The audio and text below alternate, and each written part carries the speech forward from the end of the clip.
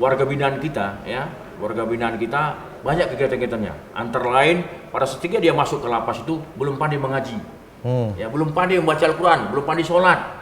Alhamdulillah di dalam itu kita bina. Sehingga harapan kami kita semua mereka tidak melakukan perbuatan pelanggaran hukum lagi. Dengan bekal itu mereka mampu mandiri. Kemudian kalau paspor, semua sekarang sudah tidak ada pembatasan wilayah, bisa buat paspor di mana saja. Assalamualaikum warahmatullahi wabarakatuh. Waalaikumsalam warahmatullahi wabarakatuh. Tribuners, jumpa lagi bersama kami di Bincang-Bincang Tribun Jambi. Belum lama ini kita ada peringatan Hari Kepemasyarakatan, Pak, ya. Nah, kebetulan hari ini di samping saya ada Kepala Kantor Wilayah Kemenkumham Provinsi Jambi, Bapak Jaris Tepu, bersama jajarannya, Pak. Ya. Ini sebelum kita mulai mungkin kita bisa saling kenalan dulu, Pak. Ya. Nih, ada siapa saja nih, Pak? Ada Pak Aris dan Ibu? Pak Arif dan Ibu Morina. Bu Rina. Ya. Ini kita di Kemenkumham tadi ada 4, bahasanya 4 divisi gitu. Apa aja nih, Pak? Ya kan? 4 istri. Terima kasih kepada rekan-rekan saya khususnya Tribun Jambi. Pertama saya ucapkan minal izin wal faizin, om lahir dan batin, yang dimana kami KKM Jambi mengucapkan syukur kepada Allah Subhanahu Wa Taala, Ya. di mana Tribun Jambi juga menyempatkan diri untuk melihat secara dekat bagaimana sebenarnya di Kanwil Jambi ini. Pertama saya perkenalkan dulu, sogianya saya punya kadip itu ada 4. Iya, Pak. Kadip administrasi lagi ada tugas yang tidak bisa mengikuti, termasuk kadip Yanko juga begitu. Ini hari ada ke daerah dia, jadi hari ini nggak bisa mengikuti. Alhamdulillah di samping kanan saya ini kadip pemasyarakatan, yang pemasyarakatan ini bosnya lah, Bosnya. di lapas ini. Pokoknya teknisnya beliau lah ini. Kemudian sebelah kanan saya juga yang cantik sekali, ya, Ibu Morina, Kepala Divisi Imigrasi. Alhamdulillah kami ada bertiga di sini. Semoga nanti ada mungkin yang mau disampaikan, insyaallah bisa kita sampaikan. Kemudian tadi Bapak dari pimpinan mungkin Tribun dari Jambi menyampaikan baru-baru ini kita mengadakan kegiatan Hari Ulang Tahun Kemasyarakatan. Alhamdulillah puji syukur kepada Allah Subhanahu Wa Taala, yang mana sejak 1964, ya. Dulu sebelum 1994 sistem penjara namanya, tapi sesudah 1994 akhirnya menjadi pemasyarakatan, sistem pemasyarakatan untuk pembinaan. Perlu kami sampaikan, sejak 1994 sampai sekarang sudah berumur 57 tahun pemasyarakatan, di mana khususnya Kanwil Jambi, lapas dan rutan sebanyak 14, ya. Rutan itu ada satu yang sangat jauh dari sini, lebih kurang 12 jam. Itu bertempat di Kerinci, ya. Paling ujung, Pak. Paling ujung, perbatasan Jambi dengan Padang. Kemudian lapas itu ada 11, ya, ada 11 lapas. Kalau di Jambi ini ada lapas Jambi, ya. Kemudian Rubasan ada 2, ya, dan Rubasan ada 1, Bapas ada 2. Jadi sebanyak 14. Jadi jumlah sakar yang ada di Provinsi Jambi ini termasuk kami ada 18. Karena kita tahu bahwasanya, perlu saya sampaikan juga kepada rekan-rekan Tribun, Jambi itu ada mempunyai imigrasi ada 3, ini ada 3, ya, 3, dan Kanwil 1.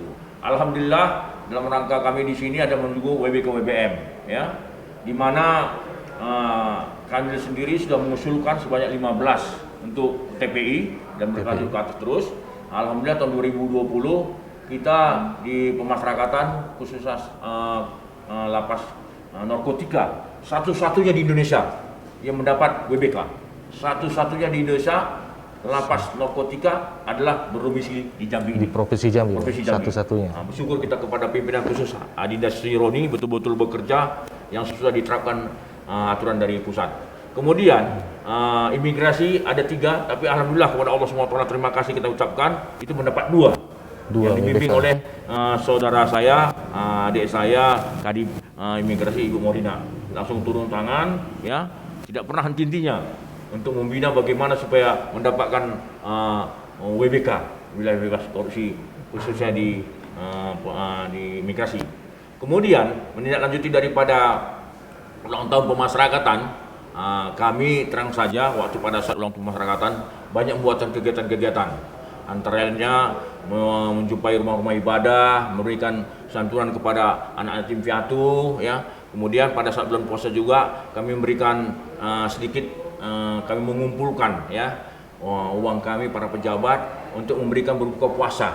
Kami berikan di depan lapas, langsung di depan kami langsung sebanyak 1.000 bungkus kepada yang melintas di sekitar kami ini. Alhamdulillah masyarakat mudah-mudahan bisa digunakan pada saat pembukaan puasa hari itu juga. Kemudian perlu juga saya sampaikan, di samping saya mungkin lebih jasa nanti akan Bapak Kadipas ini akan menyampaikan, ya. Kemudian nanti mungkin ada masukan-masukan juga nanti ditambahi oleh Kadip Imigrasi saya. Saya rasa demikian. Terima kasih. Saya serahkan kembali, mungkin bisa diperpanjang oleh saya punya Kadipas. Pak Kadif. Jadi gini Pak, di hari pemasyarakatan ini kan kita fokusnya dari tadi Pak bilang kan yang sebelumnya penyebutannya penjara, jadi lembaga pemasyarakatan. Yang sebelumnya narapidana sekarang jadi warga binaan. Itu kegiatan apa saja Pak yang dilangsungkan di sana Pak? Selain mereka memang lebih ke pembinaan-pembinaan untuk menjadi lebih baik ke depannya. Terima kasih juga kepada saudara saya Tribun, kembali saya sampaikan bahwasanya warga binaan kita, ya, warga binaan kita banyak kegiatan-kegiatannya. Antara lain pada ketika dia masuk ke lapas itu belum pandai mengaji, ya, belum pandai membaca Al-Quran, belum pandai sholat. Alhamdulillah di dalam itu kita bina. Akhirnya mereka itu sudah nanti pulang dia ke lapas, ke tempatnya masing-masing, akhirnya mengaji pintar dan mereka itu bisa mendidik daripada keluarga dia sendiri. Dan sholat bisa, dan sampai juga untuk menyolatkan, ya, untuk menyolatkan mayat dia sudah bisa pintar, sudah kita ajari. Kemudian ada juga, ini salah satu contoh hasil karya warga binaan kita, bisa saya tunjukkan kepada teman-teman dari Tribun. Ini adalah bekas, ini hasil karya ini yang kita duduk ini Pak, ya, duduk ini bekas karya warga binaan, ya. Ini bekas karya warga binaan, ini bukan rekayasa, ini mereka ini ada salah satu untuk menambah PNBP, ya. Untuk kementerian kita, khususnya di lapas, ini salah satu yang dijual ini bisa menambah PNBP untuk khususnya di lapas. Kemudian banyak kegiatan-kegiatan lain yang disiapkan oleh anak-anak kita khususnya di pemasyarakatan di lapas. Antara lain itu adalah berupa pembuatan pot bunga. Pot bunga, keterampilan-keterampilan, ya. Gravitasi berupa membuat gambar-gambar, ada semua lengkap semuanya. Tapi begitupun saya mungkin yang lebih mantap lagi nanti bisa diterangkan oleh Pak Kadipas saya. Oke Pak Kadif, apa nih Pak Kadif yang selain tambahannya dari yang disampaikan dari Pak Sitepu? Baik, terima kasih Mas. Terkait dengan pembinaan kan di pemasyarakatan itu ada dua, yaitu pembinaan kemandirian, itu berupa keterampilan, kemudian pembinaan kepribadian. Ini prinsip intelektual, kemudian misalnya pembinaan keagamaan seperti itu.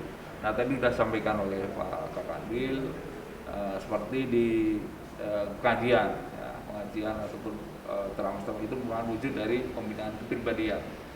Di beberapa lapas memang kita bekerja sama dengan instansi lain terkait karena kita memang tidak mampu, tidak semua petugas lapas itu mampu untuk memberikan pembinaan kemandirian jadi ustadz gitu. Jadi kita mengundang dengan lain terkait baik itu MUI, kemudian DEPA itu kerjasama. Kemudian kita juga melakukan pembinaan kejar paket A misalnya bagi mereka yang tidak bisa menulis kemudian bisa menulis.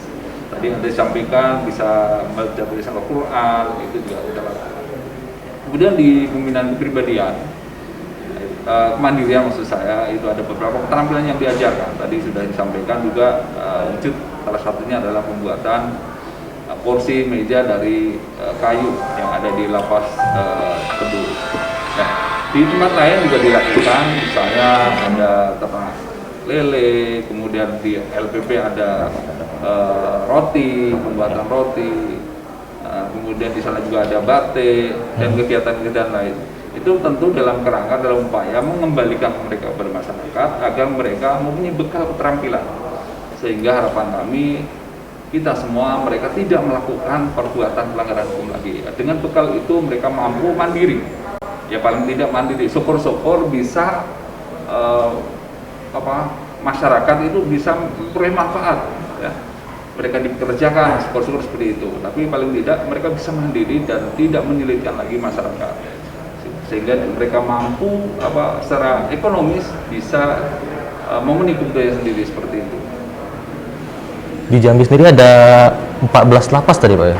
Ya ada 11 11. 11. lapas, 1 rutan. Oh, satu rutan ya, tersebut. Itu kondisinya paling banyak warga binaan dari perkara apa itu, Pak? Jadi memang Oh, di Jambi. dari keseluruhan lapas, ada 14 lapas dan rutan, itu kita sudah overcrowded lah. Jadi memang di seluruh Indonesia sudah overcrowded. Di Jambi sendiri isinya adalah sekitar 4.500, sedangkan kapasitas itu 2.500, jadi sudah 100% lebih. Ya. Nah, sebagian besar memang kasus narkotika, di atas 50% narkotika. Nah, itu menjadi perhatian kita bersama agar kasus-kasus narkotika, terutama pengguna, menurut undang-undang narkotika memang tidak harus masuk, tapi kenyataannya sampai saat ini pengguna pun masuk. Nah, itu tentu akan bisa, kalau tidak masuk kemudian mereka direhab, tentu bisa mengurangi yang masuk ke dalam. Kemudian banyak peraturan perundang-undangan itu selalu mencantumkan pidana, sehingga kasus-kasus kecil pun, penganiayaan misalnya atau perbuatan tidak menyenangkan selalu dilaporkan. Nah, tentu kita juga harus menyampaikan, tidak hanya kami tapi juga aparat lain, agar selalu menyampaikan mungkin ada penyelesaian di luar hukum gitu. Tidak harus selalu masuk, karena kalau masuk tentu akan menambah beban bagi kami, dan pembinaan pun tidak akan maksimal, cuma sebulan, 2 bulan berada di lapas. Di asesmen pun nanti tidak selesai seperti itu. Jadi pembinaan yang dilakukan di lapas tidak akan maksimal, dan mereka hanya seperti tadi kembali ke zaman dulu. Tadi sampaikan kalau dulu itu zaman penjara, jadi penjaraan. Jadi penjara. Nah, kalau sekarang pemasarakatan harus pembinaan. Seperti itu. Lebih bermasyarakat juga mereka di dalam gitu, Pak ya. Ya, Pak, berarti kan tadi kan Bapak bilang lapas kita itu penghuninya lebih dari kapasitas, Pak ya.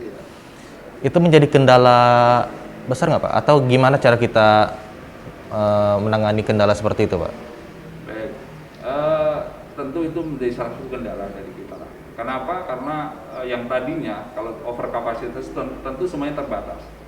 Yang contoh di dalam lapas yang tadinya ruang untuk pembinaan menjadi ruang hunian, salah satunya sudah mengurangi. Yang kedua, tentu secara kesehatan pun akan semakin bertumpuk. Jadi mereka ada istilahnya berebut napas di dalam lapas kan. Berebut. Jadi mereka kesehatan juga terganggu.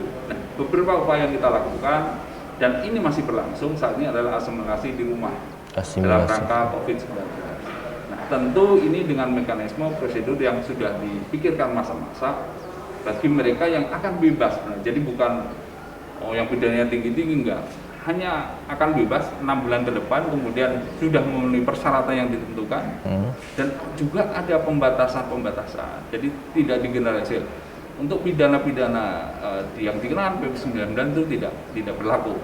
Ini hanya untuk kasus-kasus yang pidana umum, ya, pencurian, misalnya penganiayaan. Nah, pencurian pun dibatasi juga bagi mereka yang sudah melakukan tindak pidana kembali atau sudah 2 kali, 3 kali itu tidak diberikan. Jadi kita sangat selektif benar agar mereka selama berada di luar tidak melakukan lagi gitu. Dan alhamdulillah ini sudah cukup berhasil, beda dengan waktu tahap pertama. Sekarang pelanggaran mereka sangat kecil sekali persentasenya. Seperti ini upaya-upaya. Kemudian dulu ada percepatan misalnya pemberian hak-hak. Ya, saat ini sudah kita lakukan secara online. Ya, ini untuk transparansi, kemudian pelayanan, percepatan itu sudah melalui online. Nah, ini harapan kami ini juga akan mengurangi pertemuan antara keluarga dengan petugas, sehingga tidak ada pungli, tidak ada gratifikasi. Hak-hak mereka yakin didapat kalau mereka memenuhi persyaratan yang ditentukan. Syarat-syarat ditentukan dipenuhi, ya kita kasih. Antara lain apa? Ya harus berkelakuan dalam lapas, mengikuti pembinaan tadi, dan ada syarat-syarat lain, misalnya juga tipikor harus membayar lunas denda atau uang pengganti, dan mereka juga harus menjadi pelaku yang kerjasama. Nah, kalau syarat-syarat itu dipenuhi, tentu kita akan berikan. Kalau syarat itu tidak penuhi, ya tidak diberikan. Tidak bisa diberikan. Jadi hak yang bersyarat, bukan hak mutlak. Hak bersyarat tadi, Pak. Ini saya mau kembali ke Pak Kanwil, Pak. Ya.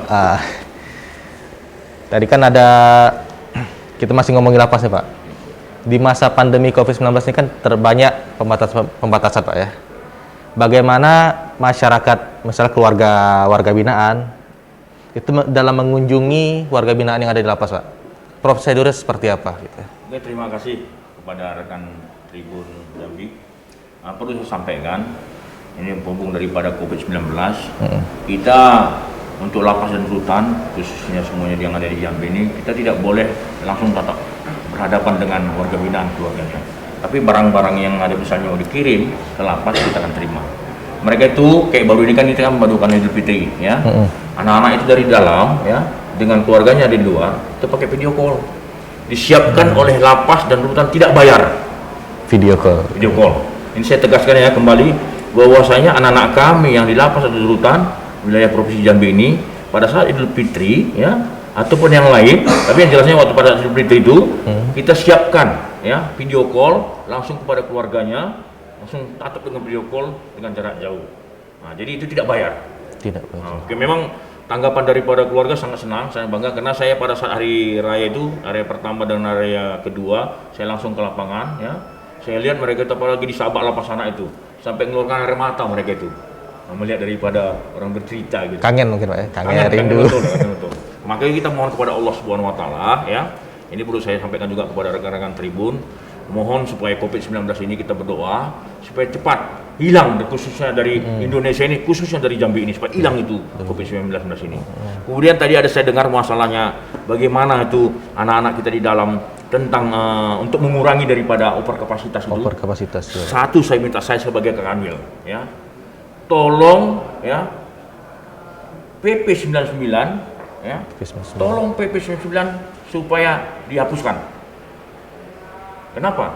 Kita tahu di lapas ini kasus narkoba yang hukum di atas 5 tahun lebih kurang 70%. Akibatnya ada PP 99, mohon maaf, mereka itu hukuman di atas 5 tahun pasti mengurus mencari GC, ya. Kita hanya mengasih rekomendasi, tapi yang mengeluarkan GC adalah jaksa dengan KPK. Nah, maka itu kami mohon kepada orang-orang tua kami, khususnya di pusat sana, tolong tuh PP 99 itu, kalaupun tidak bisa dihapuskan, direvisi lah, supaya bisa mengurangi daripada warga binaan khususnya di Provinsi Jambi ini. Terima kasih. Jadi berkurang lah Pak ya, Ya berkurang. Ya. penghuni lapas itu. Iya. Sejauh ini Pak, fasilitas-fasilitas di lapas yang ada di Provinsi Jambi apa aja Pak? Fasilitas-fasilitasnya. Apakah tadi kan ada untuk kepribadian, kemandirian juga kan? Itu tempat ibadahnya atau tempat keterampilannya itu apa aja yang tersedia di sana Pak? Ya, terima kasih. Jadi kepada anak-anak kami khususnya agama Muslim, ya, mereka itu boleh sholat, zuhur, asar, boleh sholat. Jadi tempatnya sudah ada. Dua begitu yang agama Nasrani pada saat hari Minggu, ya, mereka itu boleh beribadah. Ada gereja juga? Ada gereja, kita siapkan gereja, ada semuanya itu. Dan makan mereka ini, ya, ini perlu saya sampaikan ya, khusus di Provinsi Jambi ini, makan mereka ini, ya, bisa dikatakan saya sendiri belum tentu makan daging itu 10 hari 2 kali. Mereka itu wajib makan daging 10 hari 3 kali. Lebih sehat Pak? Lebih sehat. Bisa dicek langsung lah. Saya bukan main-main, bisa cek langsung ke dalam. Mereka itu wajib makan 3 kali 1 hari. Kita belum tentu keluarganya di kampung sana belum tentu makan. Maka saya ketika saya datang pas hari puasa, saya datang ke sana, ya, Lebaran saya datang ke sana, pas kita sholat Idul Fitri saya langsung di sana menghadiri lapas Jambi, saya sampaikan, saya sampaikan kepada anak-anak saya semua, tolong kalian kasih berdoalah kepada Allah Subhanahu wa taala. Kita kasihan kepada anak dan istri kita. Kalian udah wajib makan 3 kali 1 hari. Mereka belum tentu makan. Nah, maka itu mohon kita berdoa kepada Allah supaya mereka itu sehat-sehat semuanya. Itu saling mendoakan juga Pak. Iya. Ini kita ngomong-ngomong imigrasi lagi nih Pak. Iya. Ngomong imigrasi. Di Jambi tadi ada 3 Pak? Ada 3. Ya. Di mana aja Pak? Pertama, Kanin Jambi, Kanin Tungkal, dan Kerinci. Ada 3.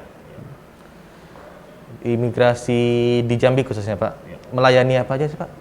Ya, tentunya melayani penerimaan paspor, ya, penerimaan paspor. Nanti lebih jelasnya kita arahkan lagi kepada langsung yang orangnya ada di sini. Kesempatan dihadiri dengan tadi imigrasi saya.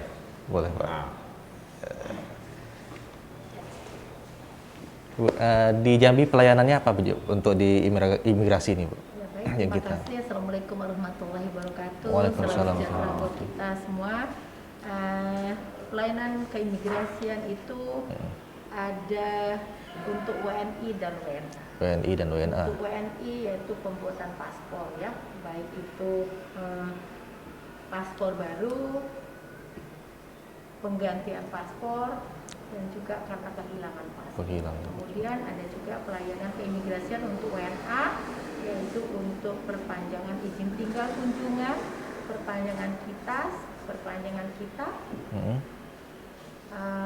Itu yang dilakukan untuk imigrasi, dan tentu pengawasan itu juga merupakan penegakan hukum ya, tapi kita juga secara persuasif kepada perusahaan-perusahaan yang mana orang asing itu berada di wilayah Jambi untuk memberikan pengetahuan serta update-update peraturan-peraturan yang dikeluarkan oleh Direktorat Jenderal Imigrasi.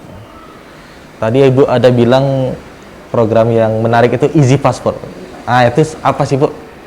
Jadi Easy Passport itu pelayanan yang dilakukan imigrasi kepada masyarakat, dan yang mana juga suasana COVID ini untuk mencegah banyaknya masyarakat itu datang ke imigrasi, toh itu juga menjadikan satu pemutus mata rantai COVID, sehingga kebijakan daripada direktorat memberikan isi paspor yang mana kita melakukan pelayanan datang ke si pemohon. Hal itu diberikan kepada instansi pemerintah, kemudian TNI, Polri, BUMN, kemudian perguruan tinggi, akademis lah, SD, SMP, kemudian kepada yayasan, kemudian organisasi, kemudian kepada perumahan. Jadi Easy Passport ini kita bisa langsung pakai mobile unit datang ke mereka ketika mereka sudah kita sosialisasikan, dan mereka mengajukan untuk minta diberikan paspor, sehingga kita langsung ke tempat seperti katakanlah seperti di Jambi sudah dilakukan di pengadilan tinggi, pengadilan negeri. Kita datang ke sana, memang sih maksimal 50, tetapi karena keadaan Jambi juga masyarakatnya nggak banyak, 20 pun kita layani. Itu membuat satu pelayanan yang prima dari imigrasi kepada masyarakat saja. Prosedur pelayanannya seperti apa? Misalnya ini saya mau bikin paspornya, itu seperti apa? Kalau untuk prosedur, tentunya mereka meminta ke kita, kita pertama untuk ke mereka pendekatan dan menjelaskan ya sosialisasi terkait izin paspor, dan mereka meminta untuk kita membuat paspor ke mereka, jadi permohonan, dan kita langsung datang ke sana dengan mobile unit yang kita punya dan petugas yang di sana. Sesuai namanya, dan kalau persyaratannya ya seperti persyaratan yang memang sudah ditentukan, KTP, kartu keluarga, kemudian akta kelahiran, dan ketika penggantian dengan paspor yang sudah ada. Lebih simpel juga kita Bu ya. Di Jambi kan tadi ada 3 kantor imigrasi Pak ya. Di Jambi, di Kerinci, dan di Kuala Tungkal. Di yang perbatasan itu ada Kerinci sama Kuala Tungkal Pak. Itu tantangan yang kita hadapi seperti apa Pak di perbatasan Pak, Bu? Bahasa perbatasan di sini kita nggak ada dengan negara tetangga ya. Maksudnya perbatasan provinsi, pintu masuk. Jadi masing-masing provinsi seperti kita hanya 3, tetapi paling jauh adalah Kerinci yang tentu lebih dekat dengan Padang. Nah, saya pikir kalau untuk imigrasi, masing-masing kanim-kanim itu sudah mempunyai pengawasan dan tim PORA, namanya tim pengawasan orang asing ya, sehingga kita hanya berkoordinasi saja dengan kanim Padang jika ada hal-hal yang misalnya di luar daripada wilayah kita. Dan di mana-mana juga seperti kami juga selain di Kerinci itu di Bungu ada UKK, namanya Unit Kerja Keimigrasian. Unit Kerja Keimigrasian. Kemudian kita ada ULP, Unit Layanan Paspor. Nah, di Padang juga dia akhir daripada perbatasan Padang juga udah ada UKK, Unit Kerja Keimigrasian. Jadi sangat mudah, sehingga tidak ada perbatasan. Jadi kita tinggal koordinasi saja. Langsung koordinasi. Jika ada hal-hal ditemukan, paling biasanya itu orang asing ya yang katakanlah kemari ternyata dia punya kitas yang keluaran daripada Padang, itu kita koordinasikan jika ada laporan dari masyarakat gitu kan. Kemudian kalau paspor semua sekarang sudah tidak ada pembatasan wilayah, bisa buat paspor di mana saja. Di mana saja. Bapak bisa buat paspor di Jakarta, bisa buat paspor di Padang, karena kita sudah mempunyai satu sistem keimigrasian yang terkoneksi dengan Direktorat Jenderal Imigrasi, namanya SIMKIM. Kalau rata-rata nih WNA yang datang ke Jambi, izin imigrasinya bekerja atau berwisata biasa sih, Bu? Jadi kalau untuk bekerja tentu sponsornya bekerja. Kalau dia mau wisata ya tentu wisata. Tetapi dalam keadaan pandemik itu pembatasan orang asing untuk wisata nggak ada lagi, Mas. Karena udah hampir tahun lebih lah ya. Jadi kalau untuk bekerja ya pasti prosedurnya itu tanggung jawabnya oleh sponsor. Kalau untuk mahasiswa disponsori oleh perguruan tinggi. Langsung ke perguruan tinggi yang bersangkutan gitu, Bu ya. Ini kan belum lama ini kan sempat heboh nih, ada warga negara asing masuk Indonesia segala macam. Itu pengawasan yang kita lakukan seperti apa, Bu? Jadi terkait masa pandemik ya. Itu pembatasan untuk masuk ke Indonesia sudah ada surat edaran yang dimulai dari turunannya Kemenlu dan imigrasi membuat juga suatu surat edaran. Namun yang seperti Mas tanyakan akhir-akhir ini itu ada pengecualian orang asing yang memang bisa masuk ke Indonesia seperti anak dui kewarganegaraan yang tercatat sebagai WNI di Indonesia. Yang kedua, yang mempunyai izin tinggal kitas, kartu izin tinggal terbatas dan tetap yang masih berlaku bisa masuk ke Indonesia.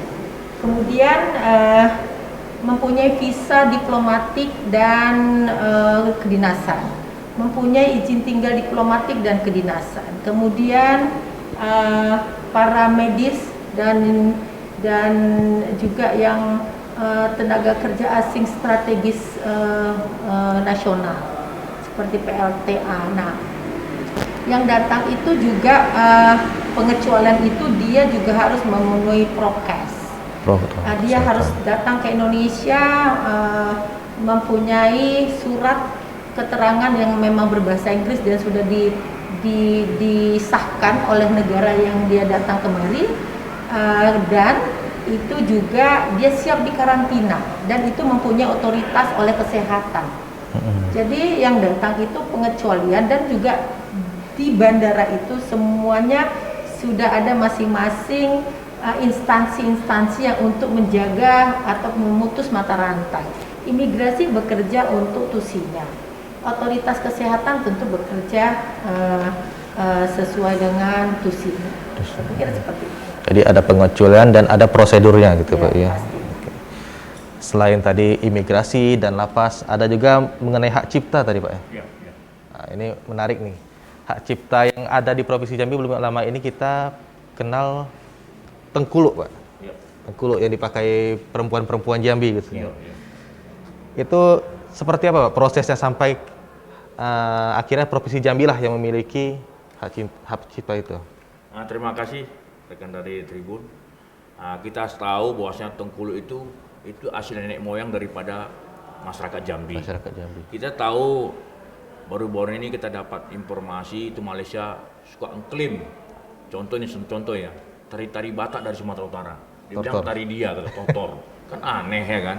Mungkin gini kalau menurut saya ya, mungkin kena ada orang Batak di Malaysia sana, kena orang buat Totor, oh ini kami yang ciptakan. Padahal itu aslinya Bataknya dari tanah Batak dari Sumatera Utara. Nah, tengkuluk ini juga begitu. Nah, jadi waktu itu Pak Gubernur dengan Ibu Gubernur dengan jajarannya menyampaikan kepada kita, khususnya di Menkumham ini, untuk didaftarkan, ya. Akhirnya sekarang udah tidak bisa diklaim siapa lagi. Malaysia baik pun Palembang pun katanya itu punya kami, katanya nggak bisa diklaim ya, karena sudah ada resmi langsung dari Kementerian Hukum dan HAM. Ini salah satu contoh. Kemudian contoh selanjutnya, ini perlu saya sampaikan kepada saudara-saudara saya Tribun ya. Nah, ini di Kerinci, ini contoh. Ketika itu kita datang pergi ke Kerinci, memohon kepada Pak Bupati, ya. Kita tahu sana kulit manisnya sangat banyak kali kulit manis. Suatu ketika itu kulit manis itu harganya cuma 5.000 perak per kilo. Zaman dulu. Zaman udah nggak enak lah. Tapi seketika itu Pak Bupati yang sekarang ini, saya bangga dengan Pak Bupati yang sekarang ini ya. Kenapa saya bilang bangga?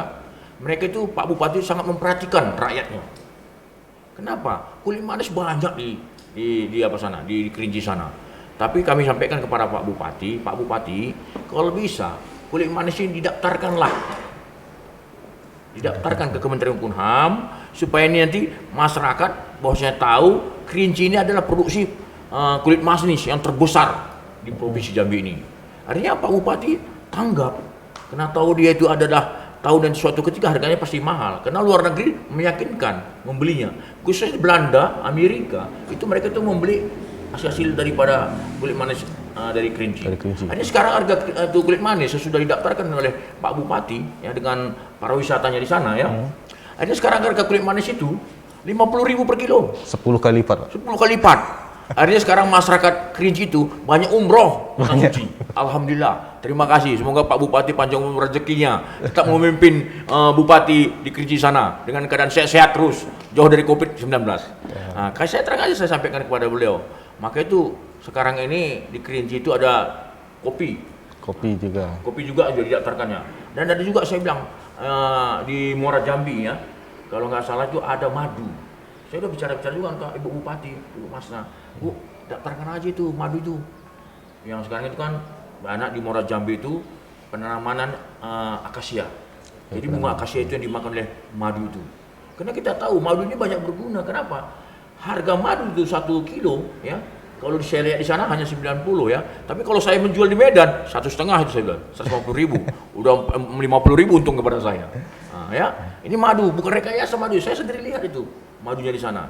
Mudah-mudahan ini semuanya dapat nanti mungkin Tribun bisa menyampaikan berita nanti mungkin bisa menyampaikan berita ini bisa dibaca-baca oleh petinggi-petinggi khususnya bupati ataupun wali kota yang ada di Provinsi Jambi ini.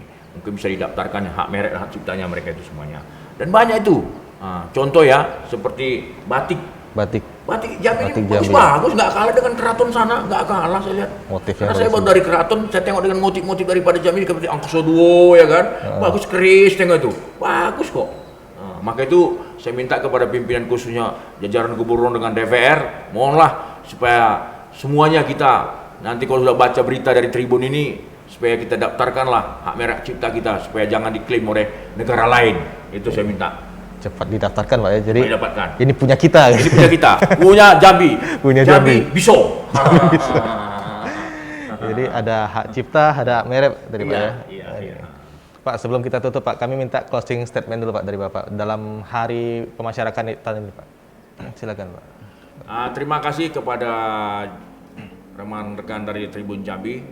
Dalam rangka hari pemasyarakatan yang 57, saya Kakandil Jambi mengucapkan syukur kepada Allah SWT yang mana pemasyarakatan khususnya di Jambi ini mengucapkan terima kasih kepada Allah. Semoga lapas dan rutan Jambi tegak dan dijauhkan dari mara bahaya malapetaka. Kami mohon juga kepada Allah supaya COVID-19 khususnya anak-anak kami yang di dalam ini sekarang bisa dikatakan seyogianya aturnya tidur satu kamar itu 3 orang jadi 30 orang dalam satu kamar karena over kapasitas. Maka itu kami atas nama pimpinan khususnya kami di Jambi mengucapkan terima kasih sebesar-besarnya. Semoga anak-anak kami yang baru kita 4 hari yang lalu mengadakan Idul Fitri sudah maafan kepada orang tua melalui video call. Semoga kalian sehat-sehat semuanya. Ya, semua sehat-sehat juga pegawai-pegawai, petugas-petugas anak-anak saya supaya sehat-sehat semuanya bisa membina daripada warga binaan yang ada di lapas dan rutan. Terima kasih. Wabillahi taufiq wal hidayah. Assalamualaikum warahmatullahi wabarakatuh. Waalaikumsalam warahmatullahi wabarakatuh. Jadi itu Tribuners, obrolan kita bersama Kepala Kantor Wilayah Kemenkumham Provinsi Jambi, Bapak Jaris Tepuh bersama jajarannya. Terima kasih Pak sudah memberikan waktunya, tempatnya juga kita sekarang ada di Kemenkumham langsung wawancara di sini. Jadi sampai jumpa lagi di wawancara-wawancara selanjutnya. Sekian, wassalamualaikum warahmatullahi wabarakatuh. Waalaikumsalam warahmatullahi wabarakatuh. Terima kasih.